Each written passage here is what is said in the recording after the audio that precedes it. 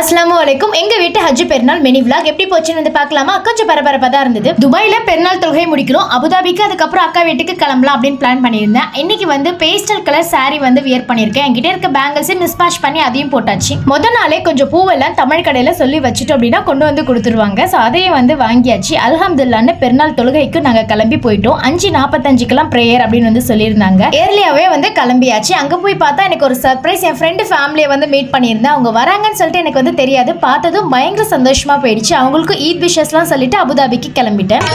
அவன் இல்லை என்று சொல்லுவதில்லை.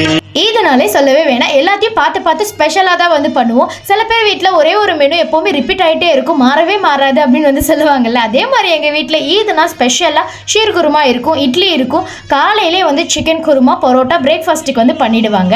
அதுக்கப்புறம் என்ன, ஊருக்கு எல்லாருக்கும் ஈத் முபாரக் விஷஸ்லாம் வந்து பண்ணிவிட்டு கொஞ்சம் ஃபோட்டோஸ் வீடியோஸ்லாம் எடுத்து நம்மளோட ஃப்ரெண்ட்ஸ் அண்ட் ரிலேட்டிவ்ஸ்க்குலாம் வந்து ஷேர் பண்ணி அதெல்லாம் முடிச்சுட்டு ஜும்மா அன்னைக்கு தான் எங்களுக்கு பெருநாள். ஸோ ஜும்மா ப்ரேயரையும் வந்து முடிச்சுட்டு லஞ்ச் சாப்பிட்றதுக்காக வந்தாச்சு. வழக்கம் போல் மட்டன் பிரியாணியோட எங்களோட இன்னைக்கான பெருநாள் ரொம்ப அல்ஹம்துலில்லாஹ் சூப்பராக போயிருந்தது. உங்களுக்கு எல்லாருக்கும் எப்படி போயிருந்தது அப்படின்னு சொல்லுங்க. வீடியோ பிடிச்சிருந்தா மறக்காம ஃபாலோ பண்ணிக்கோங்க.